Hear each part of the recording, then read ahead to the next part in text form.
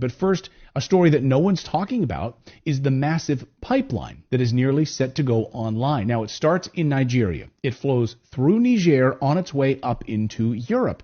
Chevron and the United States have already invested $13 billion into this pipeline. And guess what, guys?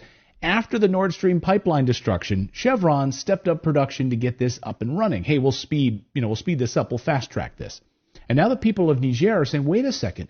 Why are we going to allow a pipeline to flow right through our country so Europe can have natural gas?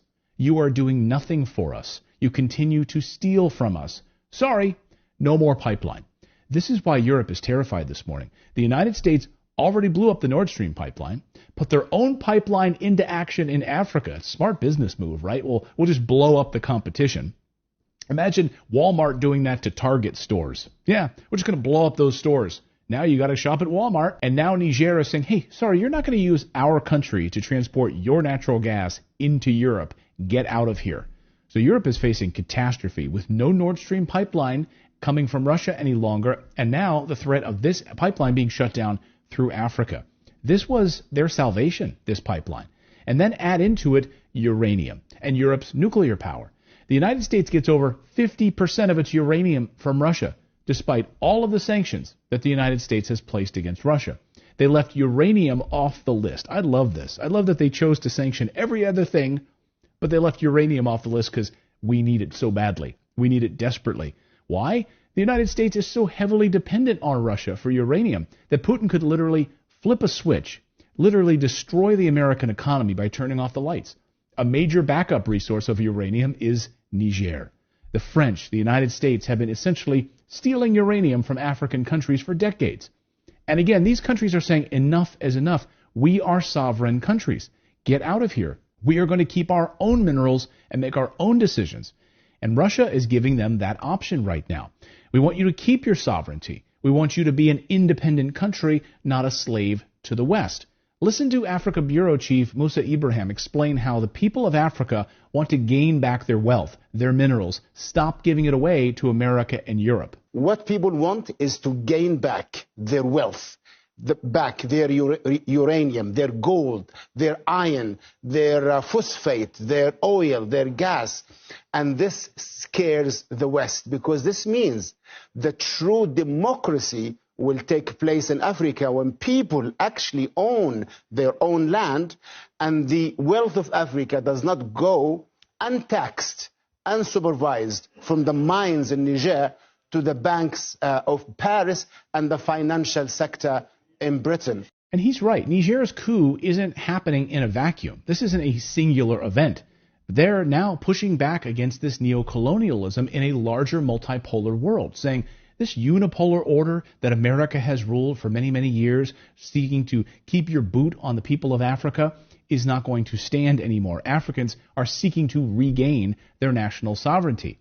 Africa saying, hey, we are rich in uranium, but we don't get to benefit from any of it because you steal it from us. We will enrich our own uranium, and we will sell it to you, and you'll pay us for it. No more theft.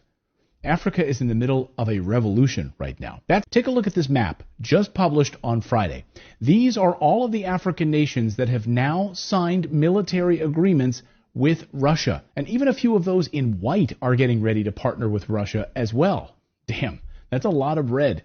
Now, we'll come back to that map in a moment. But first, this weekend we saw dramatic developments. Russian flags raised in the air throughout the continent. First to Niger, the country that started it all. Russian flags everywhere. And according to France 24 news service, the government of Niger has now signed a contract with the Russian Wagner Group for security. And they need it because the coup in Niger has entered the point of no return right now. The people rising up against France, against the United States' influence in that country. The Western powers that have controlled Niger for decades are now being pushed out. And this weekend, the military leaders now say that Niger will no longer be a European colony. And they've demanded that all French soldiers get out now, get out of here, or face the consequences. Why does the United States even have troops in this country in the first place? Well, that's a great question. So get out of here, France, and get out of here, United States. You don't belong here. Over the past few days, the United States started dropping massive amounts of military cargo right near the Niger border with its warplanes. But that threat is not stopping the people of Niger. Tens of thousands of people marching in that country this weekend, celebrating their independence and shouting no to foreign military bases, no to poverty, no to the West stealing their uranium, their phosphate, and other minerals. Get out of here now. All of the ambassadors' offices to the Niger Republic Mission Service, the United States, France, Nigeria, and Togo have all been terminated. All of their offices are now officially shut down by the Niger government. The head of the military just made this announcement. So other African nations are now showing their support for Niger and starting to say the very same thing. Get out of our country. This weekend, the people in Senegal rising up against Western colonial governments controlling their country.